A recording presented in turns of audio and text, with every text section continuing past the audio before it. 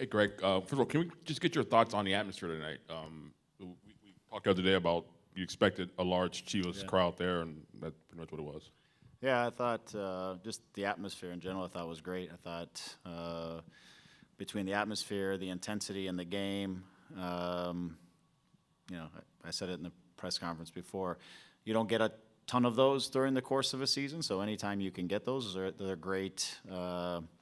They're great exercises, great competition, and the energy just is wonderful. So it was good to see. Our fans were there, loud on the ends and through some of the middle, but certainly Chivas shows up, and we knew that was going to be the case. And they travel very well, and they have fans everywhere. So and it just made a great environment in the stadium, and I know the guys felt that, which was again adds to the game. And then your thoughts on their goal. Did you see how that developed? Was there a breakdown somewhere? It came after a stretch where you were making a lot of subs there on the back line, but do you see a breakdown there at any point? I have to see it back. The ball swung around to the left side, and Gabe was in kind of a wing back type of position. The fullback had taken a relatively high position, and he had a lot of time to just kind of organize and whip in across. Cal had moved into an inside position. Didn't seem like we clearly kind of organized the marking inside of the box, and he pulled off of, I don't know if it pulled off of Mark, but he ended up, I think, between Mark and Jalen. And great header, great cross, but I'd like us to be physically competing for that ball, and so he doesn't get a clean header like that. That's something I would like, a little more urgency maybe to close down the cross. At that point in the game, everything matters, and we just got to be a little bit tighter on that. But again, it was a great finish. You have to give him credit for that because he put it about in the one place he could put it, and so. But I think in all those situations, if you could do something just a little different, that's what we would need to do. Hey, Greg, got two for you. The mission accomplished, and that you win a group, and now you got to go play at second place Seattle. Explain that to me.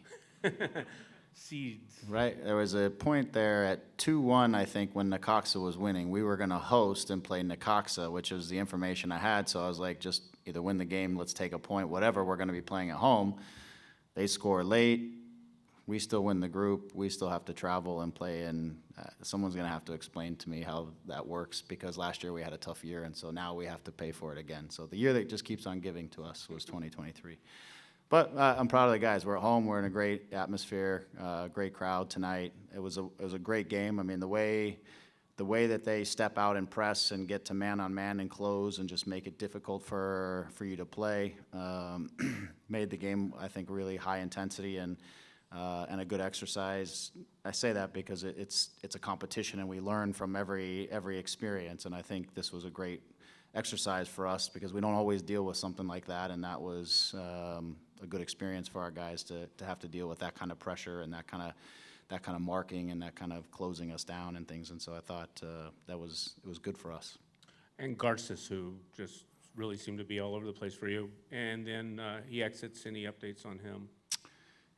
On the play, he rolled the ankle a bit. I don't know how bad we'll have to kind of assess over the next day or two just to see how things kind of recover.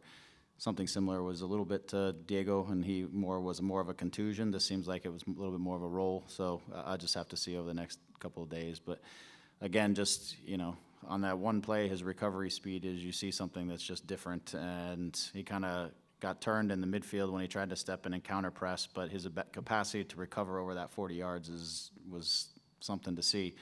But his ability to, again, as you said, cover situations, get across, block things, intervene in certain moments is different, which is one of the things we think is going to be really special about him as he gets going. But I think also inside of that, I still see there's a lot of room for growth for him, but what potential is there is really exciting to kind of see and continue to develop and bring along. We'll go to the front.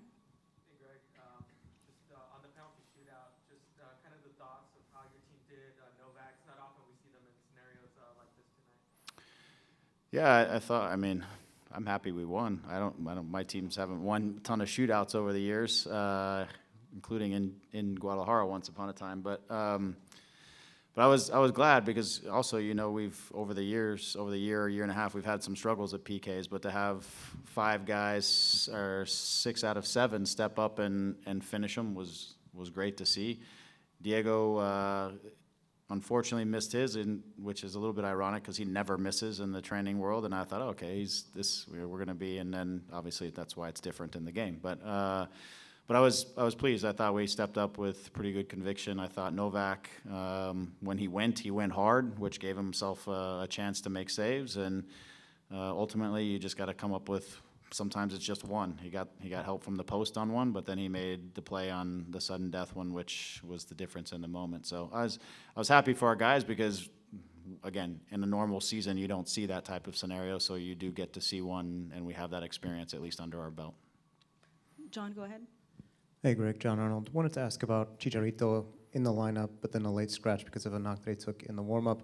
First of all, had to be a bit of a bummer not to see him against you guys, but then also, how does a late scratch like that affect, you know, I assume there's no time for really instructions or changing, or maybe if you have a quick scouting report, like how does it change when there is a late scratch like that? Yeah, I mean, I'm sure he's super disappointed and was looking forward to this game. I know obviously him well, and I'm sure he was feeling it for not being able to be out there tonight. But he's been carrying this injury, and if it was aggravated in warm-ups or at any point in the last couple of days, then we understand why.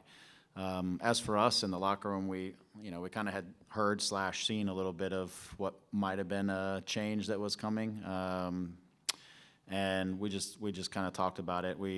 Once we saw the name, we just did a quick look. Most of our guys have scouted them, so we just share with our guys what nuances may be different, but it's more or less like for like. You never like for like exactly when you're talking about Cheech and another forward, but it was a 9 for a 9. It was a striker for a striker, so we just get on with it. I think our guys were, focused on us. We looked a little different. We played a 5 in the first half, which is something we haven't done a lot of. It's something that we just want to work on to have if we need it down the road. And we weren't quite as clean in terms of solving some of the problems and adapting to some of the situations in the first half, and then we switched back in the second half to our more traditional shape, and felt maybe a touch more comfortable from the group. But him going out was, you just kind of got to move on and prepare for whoever's next. We'll move on to Robert. Hey, Greg, congratulations. Thank you. As you move into the rest of the tournament, do you have any update on Julian Aude and Dejan Joveljic? Might we be seeing them in the round of 32? Thank you. Won't see Julian for sure. Dejan, not likely. I think, if we can move on one more round, then Dejan might be a lot closer to being ready. He's starting to do some training on the field, but getting him up to really like match preparedness, he probably is going to need just a touch more time. Julian isn't on the field yet doing his work, so he's going to be closer to like the restart of the season. So that's where those two are probably not going to help us in the short term, but Dejan hopefully soon. We're going to go to Zoom with Sophie. Sophie, go ahead. Hey, Greg, congrats on the win. The team spirit seems to be incredible and seems to grow week on week. Do you feel like finally you have a team in your image? Every successful team becomes the image of their manager. Do you feel like for the first time you really have that?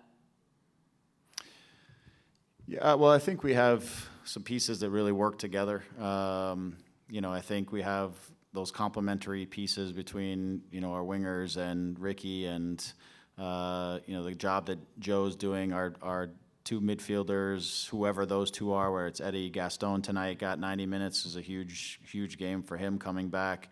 Mark, those guys. I just think we have a nice balance in our group, and the group really enjoys playing together, and they enjoy each other. And when you can have some success in some of these moments, and tonight was a big moment, and to have more success, the group continues to grow together. They've been really fighting at home for sure. We've been solid at home. So, it's nice. I feel like we're getting there. I still think we have room to grow as a group in certain areas, and I think everybody would say that in that locker room. But we like going and competing together as a group and getting after it. And the group is, they kind of fit together. So hopefully we can continue to get guys healthy so we can continue to add to our depth and all those pieces and be able to kind of move some pieces around. But it's it's a fun group to coach, and it's a fun group to watch and be a part of, and you know, they're enjoying their football right now. Thank you. Thank you. Thank you very much. With this, we conclude LA Galaxy press conference with Greg Vanney. We will have Thank you. mix zone with players